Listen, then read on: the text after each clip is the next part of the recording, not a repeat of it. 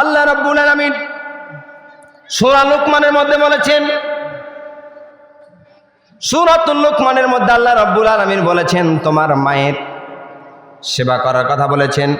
তোমার মা তোমার মায়ের সাথে তুমি এমন আচরণ করবে, কারণ হলো তোমার মা হামালাতুহু উম্মুহু ওয়াহানান আলা ওয়াহানিন ওয়া ফিসালুহু ফি আম্মাইনি আনিশকুরুলি ওয়ালিদাইকা ওয়া ইলাইয়াল মাসির। তোমার মায়ের সাথে ভালো আচরণ করো, কারণ হলো তোমার মা কষ্টের পর কষ্ট করে তোমাকে বহন করেছে। তার মানে 1 বছর ধরে তোমার মা তোমাকে অত্যন্ত কষ্ট করে বহন করেছেন। আল্লাহ রাসূল বলেন তোমার মা কত কষ্ট করেছেন এটা যদি তুমি প্রমাণ করতে চাও, দেখতে যদি চাও, তোমার গর্ভবতী স্ত্রীর দিকে তাকাও। তোমার স্ত্রী গভীর রাতে সন্তান পেটের ভিতরে থাকার কারণে তোমার স্ত্রী রাত্রে শুইতে পারে নাই, ভালো খাবার খাইতে পারে নাই, অনেক সময় রাত্রে ঘুমানোর চেষ্টা করেছিল। যখন ঘুমাইছে হাঁটু দিয়া লাথি দিয়েছ, পা দিয়া লাথি দিয়ে দিয়েছ, পায়ের পা দিয়ে হাত দিয়ে মাথা দিয়ে গুঁতো মেরে দিয়েছ। মায়ের ব্যথা যন্ত্রণা শুরু হয়ে গিয়েছে। মা আরামের বিছানাকে হারাম করে দিয়ে রাস্তায় বাইরে, তারপরে বারান্দায় আঙিনাতে ঘুরে ফিরে তার সারা রাতটা কাটাইয়ে দিয়েছে। এই কষ্টটুকু ভুক্তভোগী মা ছাড়া দুনিয়ার আর কেউ জানে না। কথা বলেন ঠিক কিনা ভাইরা আমার? শুধু তাই নয়, সন্তান যখন পৃথিবীর মধ্যে আসে, বিজ্ঞান প্রমাণ করলো সন্তান যখন পৃথিবীর মধ্যে আসে, সন্তান পৃথিবীতে আসার সময় সন্তানেরা অনেকগুলো গুঁতা মারে। বিজ্ঞান প্রমাণ করেছে সন্তান অনেকগুলো গুঁতাগুলো মারে, অনেকগুলো ঠেলা মারে, অনেকগুলো লাথি মারে। এটা বিজ্ঞানীরা গবেষণা করে চিন্তা করে বলেছেন একটা সন্তান মায়ের পেটের ভিতরে কমপক্ষে 4500-এরও বেশি লাথি মারে। সুবহানাল্লাহ বলবেন? আপনার মাকে আমার মাকে 4500-এরও উপরে লাথি মেরেছি। আবার এই লাথিটা আবার অত্যন্ত রহস্যজনক ভাই। বিজ্ঞান প্রমাণ করেছে মায়ের পেটের ভিতরেই যতগুলো লাথি মারা হয়, এই লাথিগুলোর মধ্যে বেশ কিছু রহস্যজনক 3টা লাথি আছে, যে লাথিগুলো বিজ্ঞান প্রমাণ করে দিয়েছেন কোরআনের আয়াতকে গবেষণা করে 3টা রহস্যজনক লাথি আছে। এটাকে প্রমাণ করেছে সন্তানকে এত সুন্দর করে এত বেশি লাথি মারে কেন, অথচ আল্লাহ প্রমাণ করেছেন, বিজ্ঞান প্রমাণ করে দিয়েছেন যখন সন্তান পৃথিবীর আসার মুহূর্ত হয়। অনেকগুলো ঘটনা আছে কিন্তু সময় নাই, এই জন্য সংক্ষিপ্ত আকারে বলছি। সন্তান যখন পৃথিবীতে আসে, সন্তান তখন মায়ের পেটের মধ্যে লাথি মারতে থাকে। বিজ্ঞান প্রমাণ করছি সন্তানটা যখন বড় হতে থাকে, মায়ের কলিজাটা আস্তে আস্তে উপর দিকে উঠতে থাকে, প্রায় কয়েক ইঞ্চি উপরে কলিজাটা উঠে যায়, আর কলিজার ভিতর দিয়ে সন্তানটা চলে যায়।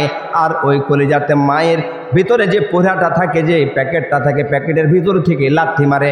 আর কলিজাতে যখন লাথি মারে, মায়ের কলিজাতে যে সন্তান যত লাথি মারে, মায়ের সন্তানের প্রতি তত ভালোবাসা সৃষ্টি হয়ে যায়।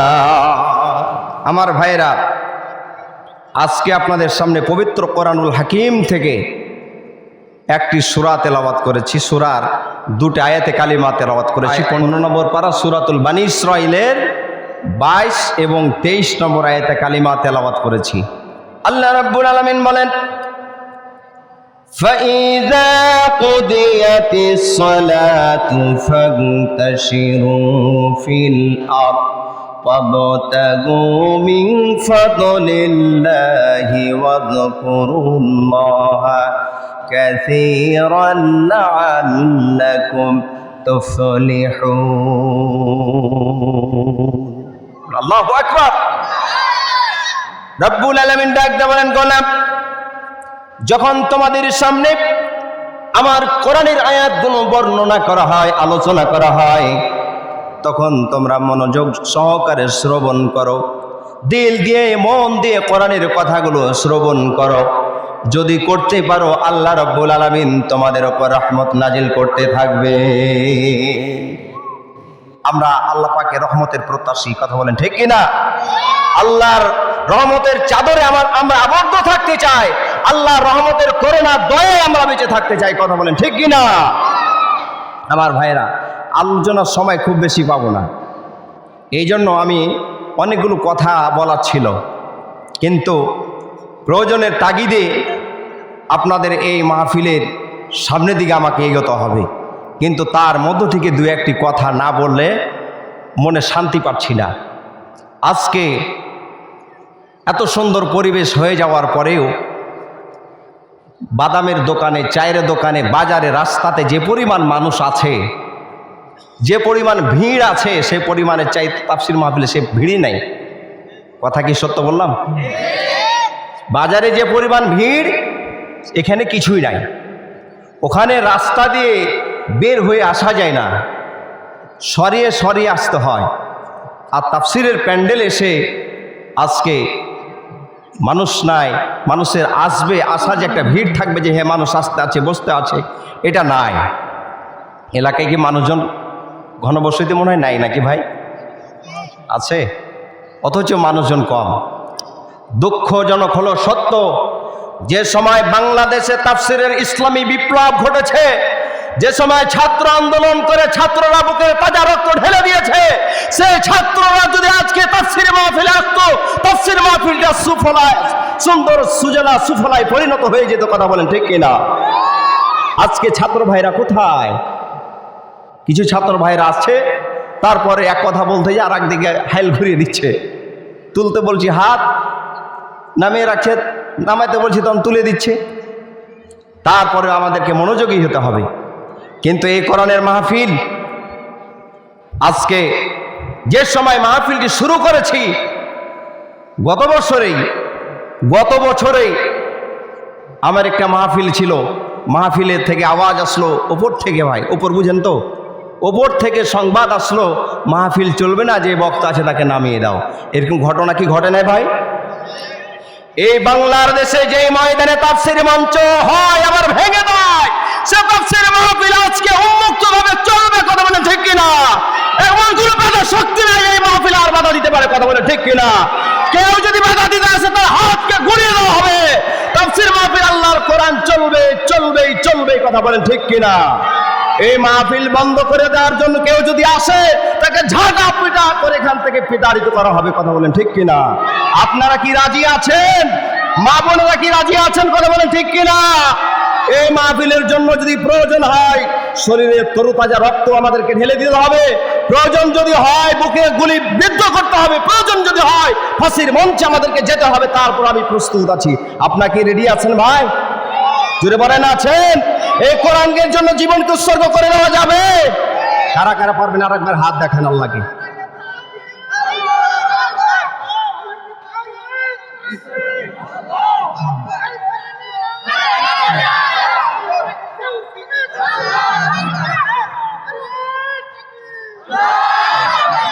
আল্লাহ কবুল করুন, বলেন আমিন। এবার সামনের দিকে আসুন, না হলে কিন্তু আপনার কমিটি ভাইরা রেগে যাবেন যে কাজের লেগে হুজুর কাঁদছি, হুজুর কোন দিকে গেল।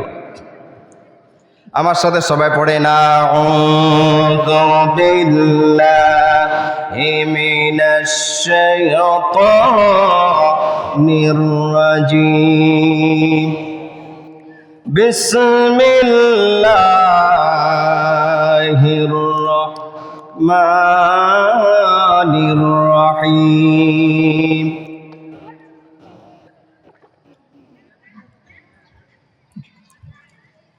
وقضى ربك ألا تعبدوا إلا إياه وبالوالدين إحسانا।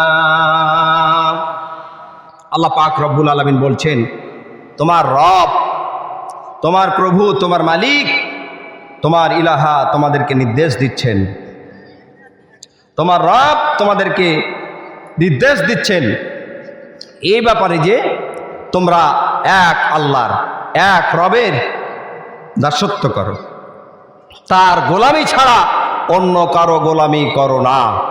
এক আল্লাহর গোলামি ছাড়া অন্য কোনো পীর বাবা, মুরিদ বাবা, খাজা বাবা, ন্যাংটা বাবা, যত বাবা আছে কোনো বাবার দাসত্ব করা যাবে? জোরে বলেন, যাবে? যাবে না। তারপর আল্লাহ পাক বললেন ওয়াবিল ওয়ালিদাইনি ইহসানা, এরপরে তোমার পিতা মাতার সাথে ইহসান করো, সদ্ব্যবহার করো, উত্তম আচরণ করো। রব্বুল আলামিন বলেন ইম্মা ইয়াবলুগান্না ইনদাকাল কিবারা আহাদুহুমা আও কিলাহুমা ফালা তাকুল লাহুমা উফফিন ওয়ালা তানহারহুমা ওয়া কুল লাহুমা কওলান কারীমা। রব্বুল আলামিন বলেন যদি দুজনের মধ্য থেকে একজন অথবা দুইজন তোমরা যদি পাও, তাহলে পারে সাম্প্রতিক এই জীবনে তোমরা তাদের সাথে এমন আচরণ করো না, এমন ব্যবহার করো না, এমন তোমরা নীতি অবলম্বন করো না যার কারণে তোমার মা এবং তোমার আব্বা তোমার আচরণে উফ শব্দ পর্যন্ত ব্যবহার করে। কথা বুঝতে পারছেন? এমন কোন ব্যবহার করো না। তাহলে কি করো? ওয়ালা তানহারহুমা ওয়া কুল লাহুমা কওলান কারীমা, বরং তাদের সাথে সম্মানজনক আচরণ করো, সম্মানজনক কথা বলো, সম্মানজনক যে আচরণে তোমার মার মর্যাদা, তোমার পিতামাতার মর্যাদা ঠিক থাকে এমন আচরণ তোমার পিতামাতার সাথে করো। বলেন আল্লাহু আকবার। 2 নম্বর আয়াতে আল্লাহ পাক বললেন অখফিদ লাহুমা জানাহাল যুল্লি মিনার রাহমা। আল্লাহ রাব্বুল আলামিন বলেন আর তোমাদের দয়ার সহকারে তোমাদের পিতামাতার জন্য এমন ব্যবহার করবে তোমাদের অখফিদ লাহুমা জানাহাল যুল্লি মিনার রাহমা, তাদের দয়ার কারণে, তাদের ভালোবাসার কারণে, তাদের ভালোবাসার উদ্রেক হয়ে তোমার রহমতের ডানাগুলো, তোমার ভালোবাসার ডানাগুলো তাদের জন্য তোমরা বিস্তার করে দাও। আর রব্বুল আলামিনের কাছে বলো অকুর রব্বিরহামহুমা কামা রাব্বায়ানি সগীরা। আমার সাথে সবাই পড়েন রব্বিরহামহুমা কামা রাব্বায়ানি সগীরা। হে আমার রব, ছোটবেলায় আমার মা আমার পিতা যেমন কিভাবে আমাদেরকে লালন পালন করেছিল রব্বুল আলামিন, তাদেরকে আজকের দিনে তোমার রহমতের কোলে তাদেরকে লালন পালন করো। চিৎকার দিয়ে বলেন আমিন। আরো জোরে বলেন আমিন। আমার ভাইয়েরা, আজকে যে আলোচনাটি করলাম তার 2টি পার্ট আছে। একটা পার্ট হচ্ছে রব, আল্লাহর দাসত্ব, আর 2টি পার্ট, 2 নম্বর পার্ট হলো পিতামাতার খেদমত। কয়টা পার্ট ভাই বললাম? 2টি পার্ট। 2টি পার্টের মধ্যে সংক্ষিপ্ত আল্লাহর দাসত্ব, আল্লাহর গোলামি করে কথার উপরে কয়েক মিনিট কথা বলবো, তারপরে আমি সামনের দিকে অগ্রসর হব ইনশাআল্লাহ। আল্লাহ বলছেন ওয়াকাদা রাব্বুকা আল্লা তা'বুদু ইল্লা ইয়াহু, তোমরা কেবলমাত্র শুধুমাত্র আল্লাহ ছাড়া অন্য কারো দাসত্ব করো না। এই নির্দেশটি, এই হুকুমটি দিয়েছেন কে? জোরে বলেন, আরো জোরে, আল্লাহ। তাহলে আল্লাহ হচ্ছেন আমাদের রব, আল্লাহ হচ্ছেন আমাদের মালিক, আল্লাহ হচ্ছেন আমাদের প্রভু। তিনি আল্লাহকে, আল্লাহর একটু পরিচয় আমাদেরকে জানতে হবে। আল্লাহুল্লাযী লা ইলাহা ইল্লাহু আল হাইয়ুল কাইয়্যুম। পারেন না সবাই? আমার সাথে সবাই পড়েন আয়াতুল কুরসি। তো আল্লাহু লা ইলাহা ইল্লাহু আল হাইয়ুল কাইয়্যুম। তিনি তো সেই রব যিনি চিরস্থায়ী এবং চিরঞ্জীব। লা তাখুযুহু সিনাতুন ওয়ালা নাওম, যাকে তন্দ্রা এবং নিদ্রায় স্পর্শ করতে পারে না, এমন একজন দাসত্ব, এমন একজন রবের, এমন একজন প্রভুর তোমরা দাসত্ব করো, তার গোলামি করো। তিনি সেই কোন রব।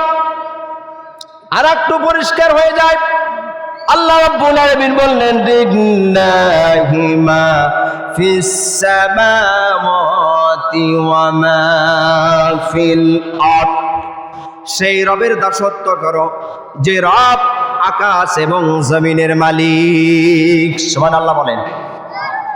শুধু সেই রব না, শুধু সেই রবের নাকি দাসত্ব করবে। আর একটু পরিষ্কার হয়ে যান, আমার সাথে পড়েন, তাবারাকাল্লাযী বিয়াদিহিল মুলক ওয়া হুয়া আলা কুল্লি শাইইন কাদির। বরকতপূর্ণ সেই রব যিনি সমস্ত বিশ্ব জগতের রাজাধিরাজ, বিশ্ব জগতের যিনি, যার রাজত্ব তার হাতের মধ্যে রয়েছে। সুবহানাল্লাহ বলেন। আমার ভাইরা, তাহলে এমন একজন প্রভুর দাসত্বর কথা বলছেন। কয়েকটি আয়াত দিয়ে আপনাদেরকে প্রমাণ করলাম। অনেকগুলো কথা আছে, তার মধ্যে আল্লাহকে কয়েকটি জিনিস দিয়ে বোঝানো যায়। যেমন আল্লাহ, যারা আরবি পড়তে জানেন, আল্লাহ নামের 5টি অক্ষর আছে। প্রত্যেকটি অক্ষর দিয়ে আল্লাহকে চিনা যায়। যেমন প্রথমটি অক্ষর দিয়ে বললাম, আল্লাহু লা ইলাহা ইল্লাহু আল হাইয়ুল কাইয়্যুম। আল্লাহ দিয়ে, আল্লাহ শব্দ দিয়ে আল্লাহকে চিনানো যায়। 2 নম্বর, আলিফটাকে এবার বাদ দিয়ে দেন, প্রথমকার আলিফ বাদ, থাকে কি লাহু। লাহু মা, না লিল্লাহ, লিল্লাহি মা ফিস সামাওয়াতি ওয়া মা ফিল আরদ। এবার লিল্লাহির প্রথমকার লাম আর একটা বাদ দিয়ে দেন, এবার থাকে লাহু। লাহু মা ফিস সামাওয়াতি ওয়াল আরদ। এবার লাহুটাকে বাদ দিয়ে দেন, হু। হুয়াল্লাযী আরসালা রাসূলাহু বিল হুদা। এবার তারপরে হুটাকে বাদ দিয়ে দেন, শেষের একটা হু থাকে, এটাকে দিয়ে বোঝা যাবে, হুয়াল্লাহুল্লাযী লা ইলাহা ইল্লাহু আলিমুল গায়বি ওয়াশ শাহাদাতি হুয়ার রহমানুর রহিম। 5টি অক্ষর দিয়ে আল্লাহ পাকের নাম আপনাদেরকে পড়ে শোনালাম। এবার যারা আল্লাহকে বাদ দিয়ে খাজা বাবা, মুরিদ বাবা, পীর বাবা, ঠাকুর বাবা, এক কথায় যাকে এক কথায় বলা হয় ভগবান, ভগবান দিয়ে আমরা চেষ্টা করি ভগবানের প্রত্যেকটা অক্ষর দিয়ে ভগবানকে চিনানো যায় কিনা। এবার ভগবানের ভগবানের ভটাকে বাদ দিয়ে দিন। এবার ভ বাদ দিলে কি থাকে ভাই? জি, ভ বাদ দিলে ভগবান, তাহলে ভ বাদ দিলে থাকলে কি গোবান। গোবান কি থাকে? আরো জোরে বলেন, গোবান। আরো জোরে বলেন, গোবান। তাহলে ভগবানের গো বাদ দিলে, ভ বাদ দিলে গোবান হয়। তার মানেই হলো আল্লাহর দাসত্ব বাদ দিয়া, আল্লাহর গোলামি বাদ দিয়ে যারা পৃথিবীতে ভগবানের দাসত্ব কায়েম করবে, শয়তানের গোলামি কায়েম করবে, দুনিয়াতে লাঞ্ছিত হবে, পরকালে লাঞ্ছিত হবে, জাহান্নামে যে গোবান খাবে। কথা বলে ঠিক কিনা? দেখেন, এক আল্লাহ ছাড়া অন্য করে দাসত্ব মানা যাবে? যাবে না। তাহলে আল্লাহ এবং গোবান দিয়ে বুঝে ফেললি, এক কথায় শেষ।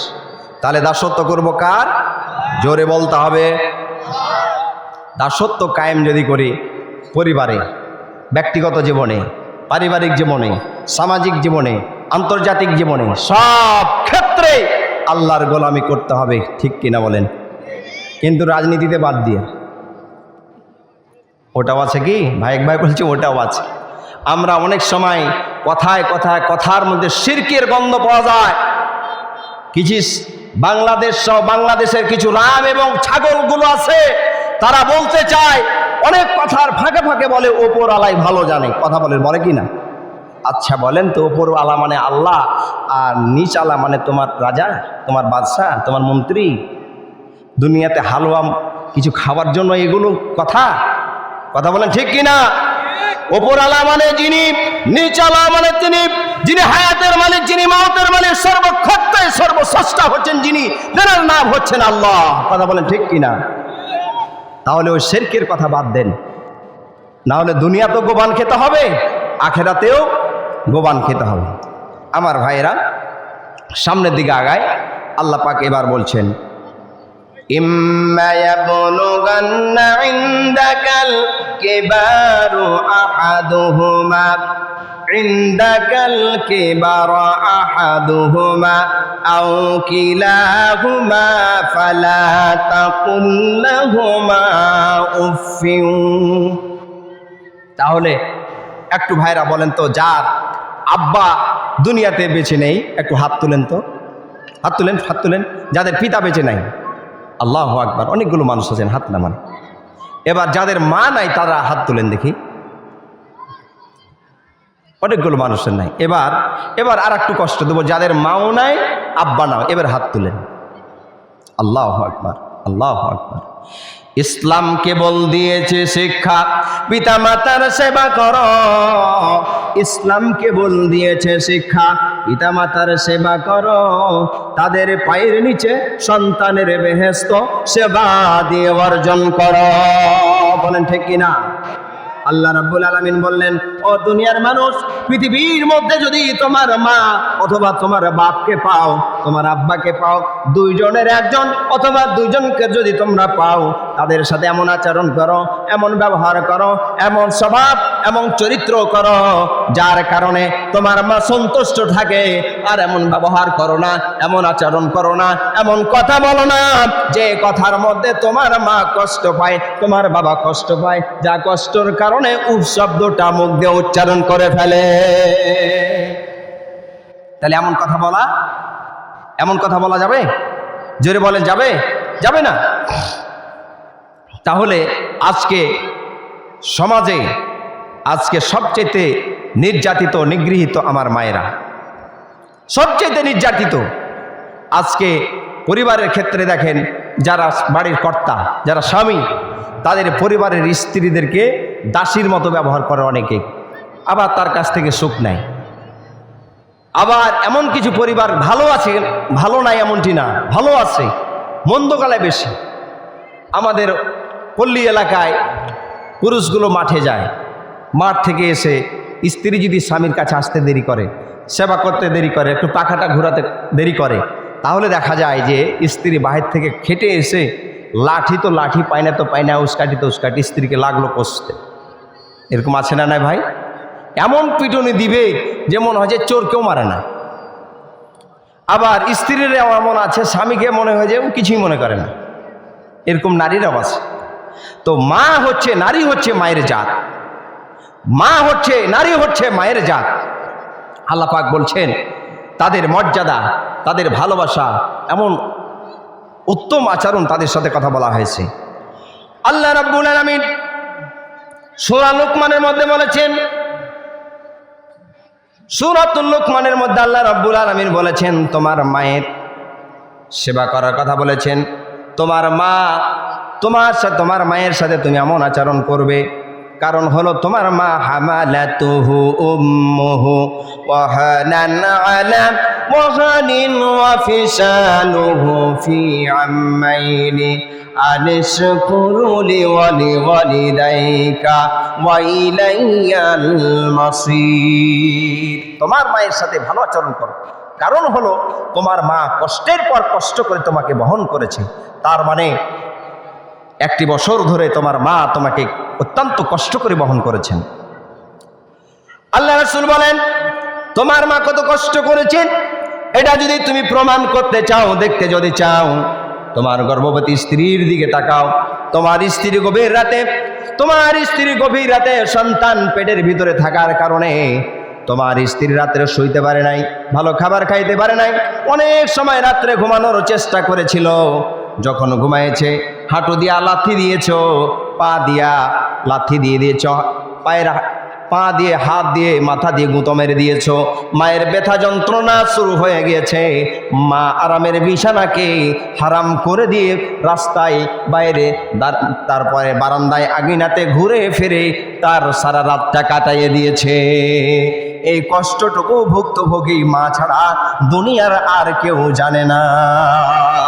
কথা বলেন ঠিক কিনা ভাইরা আমার? শুধু তাই নয়, সন্তান যখন পৃথিবীর মধ্যে আসে, বিজ্ঞান প্রমাণ করলো সন্তান যখন পৃথিবীর মধ্যে আসে, সন্তান পৃথিবীতে আসার সময় সন্তানেরা অনেকগুলো গুঁতা মারে। বিজ্ঞান প্রমাণ করেছে সন্তান অনেকগুলো গুঁতাগুলো মারে, অনেকগুলো ঠেলা মারে, অনেকগুলো লাথি মারে। এটা বিজ্ঞানীরা গবেষণা করে চিন্তা করে বলেছেন একটা সন্তান মায়ের পেটের ভিতরে কমপক্ষে 4500-এরও বেশি লাথি মারে। সুবহানাল্লাহ বলবেন? আপনার মাকে আমার মাকে 4500-এরও উপরে লাথি মেরেছি। আবার এই লাথিটা আবার অত্যন্ত রহস্যজনক ভাই। বিজ্ঞান প্রমাণ করেছে মায়ের পেটের ভিতরেই যতগুলো লাথি মারা হয়, এই লাথিগুলোর মধ্যে বেশ কিছু রহস্যজনক 3টা লাথি আছে, যে লাথিগুলো বিজ্ঞান প্রমাণ করে দিয়েছেন কোরআনের আয়াতকে গবেষণা করে 3টা রহস্যজনক লাথি আছে। এটাকে প্রমাণ করেছে সন্তানকে এত সুন্দর করে এত বেশি লাথি মারে কেন, অথচ আল্লাহ প্রমাণ করেছেন, বিজ্ঞান প্রমাণ করে দিয়েছেন যখন সন্তান পৃথিবীর আসার মুহূর্ত হয়। অনেকগুলো ঘটনা আছে কিন্তু সময় নাই, এই জন্য সংক্ষিপ্ত আকারে বলছি। সন্তান যখন পৃথিবীতে আসে, সন্তান তখন মায়ের পেটের মধ্যে লাথি মারতে থাকে। বিজ্ঞান প্রমাণ করছি সন্তানটা যখন বড় হতে থাকে, মায়ের কলিজাটা আস্তে আস্তে উপর দিকে উঠতে থাকে, প্রায় কয়েক ইঞ্চি উপরে কলিজাটা উঠে যায়, আর কলিজার ভিতর দিয়ে সন্তানটা চলে যায়। আর ওই কলিজাতে মায়ের ভিতরে যে পোড়াটা থাকে, যে প্যাকেটটা থাকে, প্যাকেটের ভিতর থেকে লাথি মারে। আর কলিজাতে যখন লাথি মারে, মায়ের কলিজাতে যে সন্তান যত লাথি মারে, মায়ের সন্তানের প্রতি তত ভালোবাসা সৃষ্টি হয়ে যায়। আমার ভাইয়েরা, সন্তান যখন পৃথিবীতে আসবে, সন্তানগুলো 3টি লাথি মারে মায়ের পেটের ভিতরে আসার পূর্ব মুহূর্তে। তার মধ্যে যখন একটি লাথি মারে মায়ের পেটের ভিতরে আসার সময়, যখন একটি লাথি মেরে দেয় মায়ের কলিজার উপরে, মায়ের পেটের ভিতরে, মায়ের কলিজার উপরে যখন লাথি মারে, মায়ের দেহ থেকে, মায়ের শরীর থেকে অজস্রে পানিগুলো প্রবাহমান হতে থাকে, পানিগুলো বের হয়ে আসে। পানিগুলো যখন বের হয়ে আসে, অল্প সময়ের মধ্যে আল্লাহর হুকুমে সন্তানটি আরেকটি বার লাথি মারে। আরেকটি বার যখন লাথি মারে, সন্তানের দেহ থেকে পানি এবং রক্তগুলো বের হতে থাকে, পানি এবং রক্তগুলো বের হতে থাকে। এর মধ্যে দিয়া বিজ্ঞান প্রমাণ করছে যখন সন্তান যখন মায়ের পেটের ভিতরে লাথি মারে এবং পানি এবং রক্তগুলো যখন আসে, পানিটা এত সুন্দর, এত পিউরিফাইড পানি, এমন ডাক্তার বিজ্ঞান গবেষণা করে বলেছেন মায়ের জরায়ুতে যে পানিটা বের হয়, তার মানে রাস্তার মধ্যে যতগুলো জীবাণু থাকে, এই পানিটার মাধ্যম দিয়ে আল্লাহ রাব্বুল আলামিন রাস্তাটাকে পরিষ্কার করে দিয়ে আপনার গোলামকে, আপনাকে সুন্দর করে পৃথিবীর মধ্যে রোগমুক্তভাবে আনার চেষ্টা করে। বলেন সুবহানাল্লাহ। সব দূষিত জীবাণুগুলোকে নষ্ট করে দিয়া রাস্তাটাকে পরিষ্কার করে দিয়ে গোলামকে পৃথিবীর মধ্যে আনবেন। গোলাম যখন তৃতীয়বারের মতো একটা লাথি মারে মায়ের পেটের মধ্যে, লাথিটা মারার সঙ্গে সঙ্গে মায়ের কলিজা আস্তে করে মৃদু আকারে ফেটে যায়। মৃদু আকারে যখন ফেটে যায়, যখনই কলিজাতে বিশাল একটা লাথি মারে আর কলিজাটা ফেটে যায়, মা দুনিয়াতে সন্তান যখন পৃথিবীতে আসবে, জরায়ের দিকে মুখ দিয়ে দিবেন, অল্প সময়ের মধ্যে মাকে আল্লাহ রাব্বুল আলামিন শেষটাকে হারিয়ে দেন, তাকে অজ্ঞান করে দেন, অল্প সময়ের মধ্যে তাকে অজ্ঞান করে দেন। সে মুখে কথা বললেও তার কিন্তু সুজ্ঞান থাকে না, তার জ্ঞান হিতাহিত জ্ঞান থাকে না, সে পাগল হয়ে যায় অথবা সে সেন্সলেস হয়ে যায়, আবোল তাবোল কথা বলতে থাকে। আমার আল্লাহ রাব্বুল আলামিন বললেন, গোলাম রে, অল্প সময়ের মধ্যে কলিজা ফাটা একটা লাথি মেরে দিয়া তুমি যখন পৃথিবীর মধ্যে আসার পথ দিয়ে যখন শুরু করলে আসতে, অল্প সময়ের মধ্যে মাকে অজ্ঞান করে দিয়ে আমি আল্লাহ রাব্বুল আলামিন তোমাকে দুনিয়াতে এনেছি।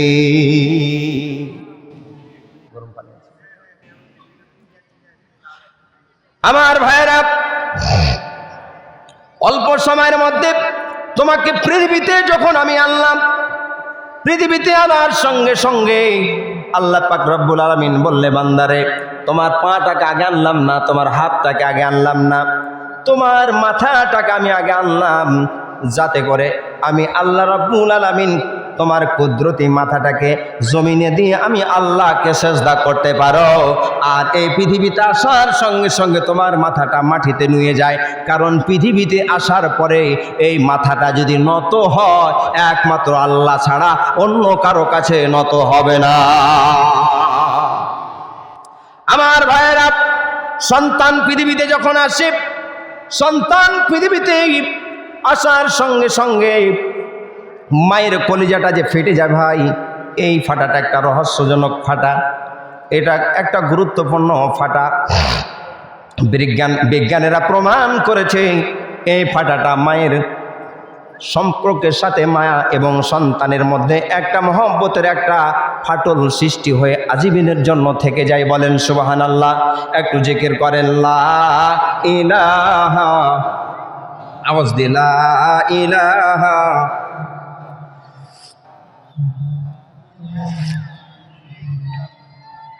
সুবহানাল্লাহ, লা ইলাহা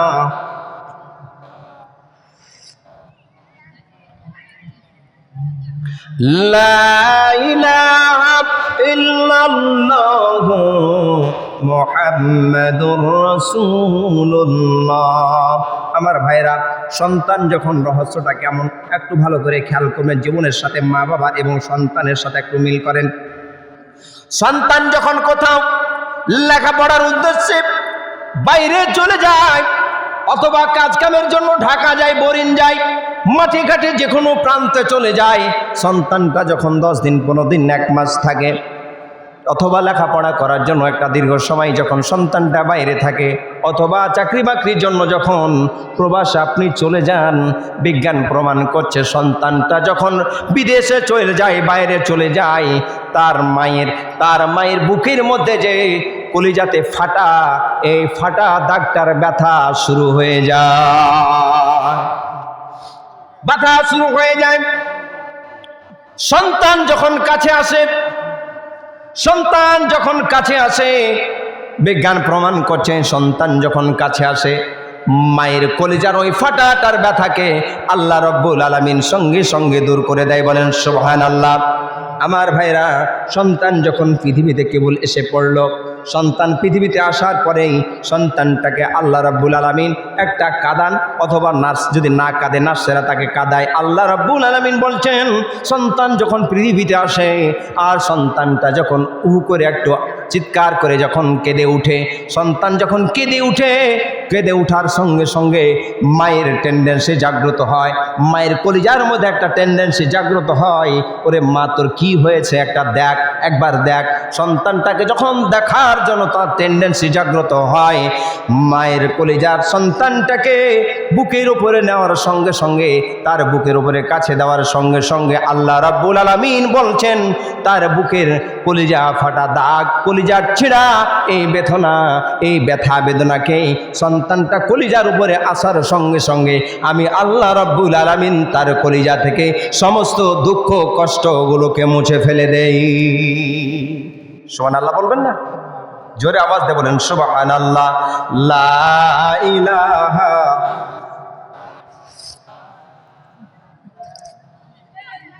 লা ইলাহা